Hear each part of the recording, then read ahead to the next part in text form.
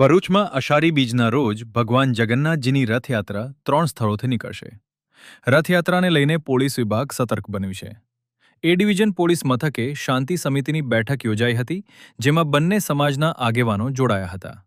આ ઉપરાંત રથયાત્રાના રૂટ પર પોલીસ દ્વારા ફ્લેગ માર્ચ પણ યોજવામાં આવ્યું હતું. પોલીસે નાગરિકોને અફવાઓથી દૂર રહેવા અપીલ કરી છે. આગામી 16 તારીખના રોજ ભરૂચ શહેરમાંના જુદા જુદા વિસ્તારમાં 3 જેટલી રથયાત્રા નીકળનાર છે.